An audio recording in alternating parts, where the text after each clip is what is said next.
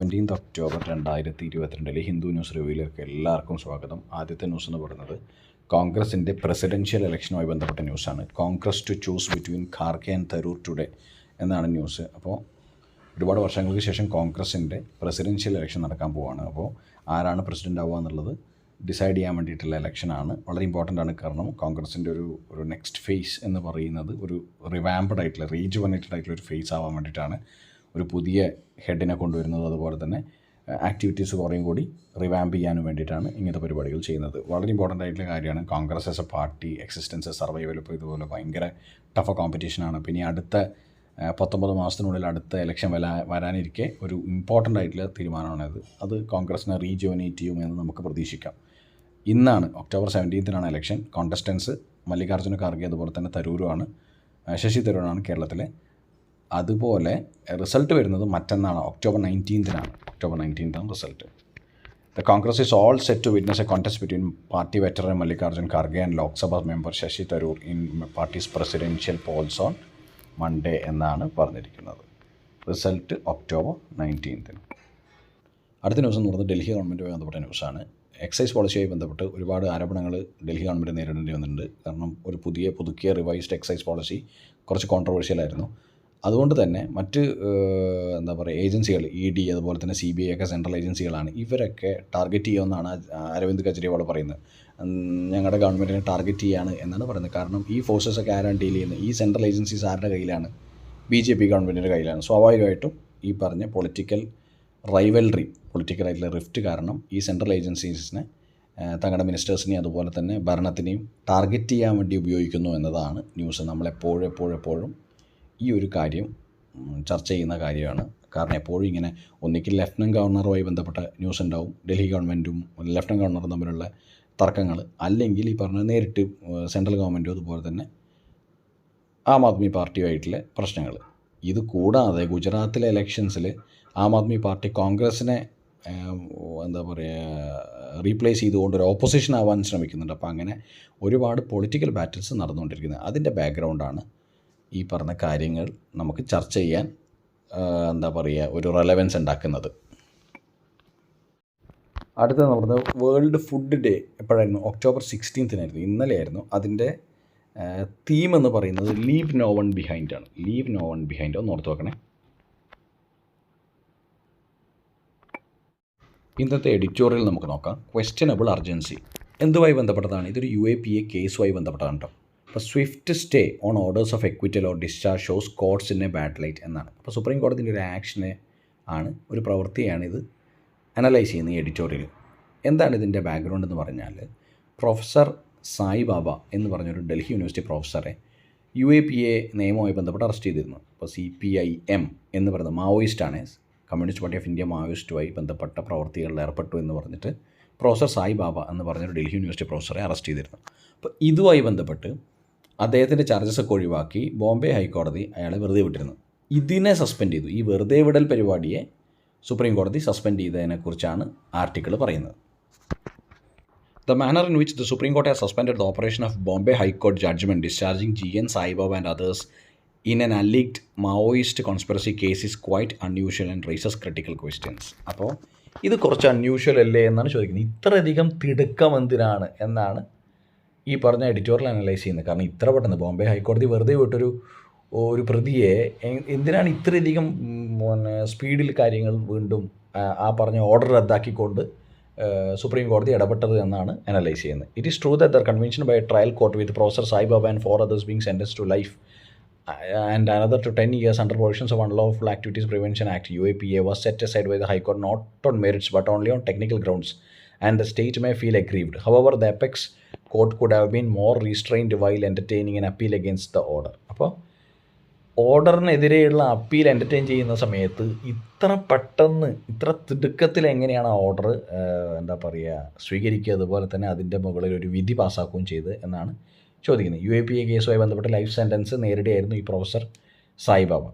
The court showed extraordinary zeal in fulfilling the Maharashtra government wish to have an immediate hearing. A special bench of Justice M.R. Shah and Bela Trivedi was formed to hear the appeal on Saturday. Consider the circumstances. The accused have spent years in prison. Professor Sai Baba is disabled. അദ്ദേഹം physically disable ആയിട്ടുള്ള ഒരാളാണ്. And soon after the discharge they were required to file a bond under a procedure that requires even those acquitted to be available for further proceedings in case there is an appeal. അപ്പോൾ അവരെ വിട്ടയക്കുമ്പോഴും, അതായത് അവരുടെ എന്താ പറയുക ഡിസ്ചാർജിന് വേണ്ടിയിട്ടുള്ള വിധി പറയുമ്പോഴും അവരൊരു ബോണ്ടിൽ സൈൻ ചെയ്യണമെന്ന് പറയുന്നുണ്ട്. എന്താണ് ഈ പറഞ്ഞ കേസുമായി ബന്ധപ്പെട്ട പ്രൊസീജിയർ തീരുന്നവരെ എപ്പോൾ വിളിച്ചാലും അവർ ഈ പറഞ്ഞ പോലെ അവൈലബിൾ ആയിരിക്കണം എന്ന് പറഞ്ഞിട്ടുള്ളൂ. അപ്പോൾ it is doubtful whether the court should have responded with such swiftness just to suspend a judgement that has given detailed reasons for discharging the accused. അപ്പോൾ വളരെ ഡീറ്റെയിൽ ആയിട്ട് ഇയാൾ എന്താ പറയുക ഡിസേബിൾഡ് ആണെന്നും മറ്റ് ഇയാളുടെ കാര്യത്തിലുള്ള ടെക്നിക്കൽ ഗ്രൗണ്ട്സും പറഞ്ഞ് ഡിസ്ചാർജ് ചെയ്യപ്പെട്ട ബോംബെ ഹൈക്കോടതി വിധിയെ ഇത്ര പെട്ടെന്ന് അപ്പീൽ സ്വീകരിച്ച് വിടേണ്ട കാര്യമുണ്ടായിരുന്നോ, അല്ലെങ്കിൽ അത് സസ്പെൻഡ് ചെയ്യേണ്ട കാര്യമുണ്ടായിരുന്നോ എന്നാണ് ചോദിക്കുന്നത്. ഇത് ഡൗട്ട്ഫുൾ ആണെന്നാണ് പറയുന്നത്. It is doubtful whether the court should have responded with such swiftness. ഇത്ര പെട്ടെന്ന് അതിന് റെസ്പോണ്ട് ചെയ്യേണ്ട കാര്യമുണ്ടായിരുന്നു ചെയ്യുന്നത്. ഇത് പൊതുവേ സുപ്രീം കോടതിയായി ബന്ധപ്പെട്ട കാര്യങ്ങളെന്ന് പറയുന്നത് കോർട്ട്സ് ആസ് സച്ച് ഒരു ട്രസ്റ്റ് വർത്തി ആയിട്ടുള്ള, വളരെ ട്രാൻസ്പാരൻ്റ് ആയിട്ടുള്ള ഒരു മെഷീനറിയാണ്. അത് എപ്പോഴും ജനങ്ങൾ ഏറ്റവും കൂടുതൽ ആശ്രയിക്കുന്ന, ഫണ്ടമെൻ്റൽ റൈറ്റ്സ് ഒക്കെ ഇംപ്ലിമെൻറ്റ് ചെയ്യുന്ന ടോപ്പ് മോസ്റ്റ് കോർട്ടാണ്. അപ്പോൾ അങ്ങനെയുള്ള കാര്യങ്ങളിൽ ഈ പറഞ്ഞ ട്രാൻസ്പാരൻസി വളരെ ഇമ്പോർട്ടൻ്റ് ആണ്. അപ്പോൾ അതിന് ഡൗട്ട്ഫുൾ ആക്കുന്ന രീതിയിൽ, അതിന് അതിൻ്റെ പ്രൊസീജിയറിൽ ട്രാൻസ്പാരൻ്റ് എല്ലാം തോന്നിക്കുന്ന രീതികൾ പൊതുവേ ആൾക്കാർക്ക് ഡൗട്ട് ഉണ്ടാക്കും എന്നുള്ളത് സ്വാഭാവികമായിട്ടുള്ള കാര്യമാണ്. അപ്പോൾ ഇതിൽ മനസ്സിലാക്കേണ്ട ഒരു കാര്യം, a 1976 judgement does give the supreme court the power to suspend an acquittal order. ഇങ്ങനെ വിട്ടയക്കുന്ന ഒരു ഓർഡറിനെ സസ്പെൻഡ് ചെയ്യാൻ ആർക്ക് അധികാരം ഉണ്ടെന്നാണ് പറയുന്നത്? സുപ്രീം കോടതിക്ക് അധികാരമുണ്ട്. 1976 ജഡ്ജ്മെൻറ്റിൽ അത് പറയുന്നുണ്ട്. 1976 judgement does give the supreme court the power to suspend an acquittal order. ഇതൊരു എക്വിറ്റൽ ഓർഡറാണ്. ഇയാളെ ഈ പ്രൊഫസർ സായിബ് അവനെ എക്വിറ്റ് ചെയ്തുകൊണ്ടുള്ള ഓർഡറാണ് വന്നേക്കുന്നത്. അതിനെ സസ്പെൻഡ് ചെയ്തുകൊണ്ട് സുപ്രീം കോടതിക്ക് വിധി പുറപ്പെടുവിക്കാമെന്ന് 1976 ഒരു ജഡ്ജ്മെൻറ്റ് പറയുന്നതന്നെയുണ്ട്. പക്ഷേ the benefit of the acquittal or discharge must not be interdicted by an appellate court without full hearing. പക്ഷേ അങ്ങനെ ഒരു കാര്യം ചെയ്യുമ്പോൾ ഫുൾ ഹിയറിംഗ് ഉണ്ടാവണം എന്നാണ് പറയുന്നത്. വളരെ ഡീറ്റെയിൽ ആയിട്ടുള്ള സ്ക്രൂട്ടണി അങ്ങനത്തെ കാര്യത്തിൽ ഉണ്ടാവണം. അപ്പോൾ നമ്മൾ ഈ പറയുന്ന കാര്യത്തിൽ എന്തൊക്കെയാണ് ഡിസ്കസ് ചെയ്തത്? വൈ ദ അർജൻസി, എന്തുകൊണ്ടാണ് ഇത്രയധികം പെട്ടെന്ന് സുപ്രീം കോടതി ആക്ട് ചെയ്ത്, എത്രമാത്രം ട്രാൻസ്പാരൻ്റ് ആണ്, എത്രമാത്രം ഫുൾ ഹിയറിംഗ് എടുത്തിരുന്നോ, പിന്നെ power of S C, power ഉണ്ടോ, അങ്ങനത്തെ കാര്യത്തിൽ ഉണ്ട്, പവർ ഉണ്ട്, സുപ്രീം കോടതിക്ക് പവർ ഉണ്ടെന്നാണ് പറയുന്നത്.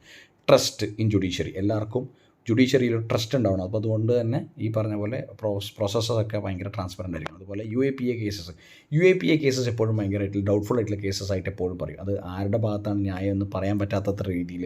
കാരണം UAPA കുറേയും കൂടെ സീരിയസ് ആയിട്ടുള്ള ഒഫൻസസ് ആയതുകൊണ്ട് ആൾക്കാരതിൽ പെട്ട് കഴിഞ്ഞാൽ അതിൽ നിന്ന് പിന്നെ തിരിച്ചു വരാനുള്ള ബുദ്ധിമുട്ട് ഭയങ്കര പ്രശ്നമാണ്. അപ്പോൾ അൺലോഫുൾ ആക്ടിവിറ്റീസ് പ്രിവെൻഷൻ ആക്ട് എന്ന് പറയുന്നത് ആ രീതിയിൽ കുറച്ച് സീരിയസും സെൻസിറ്റീവുമാണ്. അപ്പോൾ അങ്ങനെയുള്ള കാര്യങ്ങളിൽ അകപ്പെട്ട ആൾക്കാർക്ക് നീതി ലഭിക്കുന്നുണ്ടോ, അല്ല അവരാണോ തെറ്റുകാർ എന്ന അനാലിസിസ് ഭയങ്കര ഇമ്പോർട്ടൻ്റ് ആയിട്ട് നടന്നുകൊണ്ടിരിക്കുകയാണ്. അപ്പോൾ എല്ലാത്തിലും ട്രാൻസ്പെറൻസിയും ഫുൾ ഹിയറിങ്ങും, അതായത് വളരെ ഡീറ്റെയിൽ ആയിട്ടുള്ള സ്ക്രൂട്ടണിയും വേണമെന്നാണ് എഡിറ്റോറിയൽ പറയുന്നത്. ഇന്നലെ നമ്മൾ ന്യൂസിൽ പറഞ്ഞിരുന്നത് ഗ്ലോബൽ ഹങ്കർ ഇൻഡെക്സ് 107 ഇന്ത്യയുടെ സ്ഥാനം. അപ്പോൾ കൂടി ഉണ്ടായിരുന്ന രാജ്യങ്ങളെന്ന് പറയുന്നത് ഇപ്പോൾ അഫ്ഗാനിസ്ഥാൻ പോലും മുകളിലാണ്, ശ്രീലങ്ക മുകളിലാണ്, പാകിസ്ഥാൻ മുകളിലാണ്. അപ്പോൾ നമ്മുടെ കൂടെ ഉണ്ടായ രാജ്യങ്ങൾ എന്നൊക്കെ പറയുന്നത് സുഡാൻ പോലെയുള്ള രാജ്യങ്ങളാണ്. അപ്പോൾ ഇത്രയധികം ഡെവലപ്പിംഗ് ഫേസിൽ ഉണ്ടാകുന്ന ഇന്ത്യയെ ഈ കാര്യത്തിൽ ഗ്ലോബൽ ഹങ്കർ ഇൻഡെക്സിൽ പ്രത്യേകിച്ച് വളരെ ഇമ്പോർട്ടൻ്റ് ഒരു പാരാമീറ്ററാണ്. അതിലിങ്ങനെ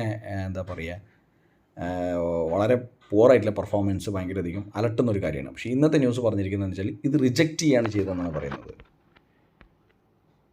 ministry of woman and child development, ഈ മിനിസ്ട്രി എന്താണ് ചെയ്തിരിക്കുന്നത്, ഈ ഗ്ലോബൽ ഹങ്കർ ഇൻഡെക്സിന് ഉപയോഗിച്ചിരിക്കുന്ന പാരാമീറ്റേഴ്സൊക്കെ തെറ്റാണെന്ന് പറഞ്ഞിട്ട് ഈ ഇൻഡെക്സിലെ ഇന്ത്യൻ്റെ റാങ്ക് തെറ്റാണെന്ന് പറയുകയാണ് ചെയ്തത്.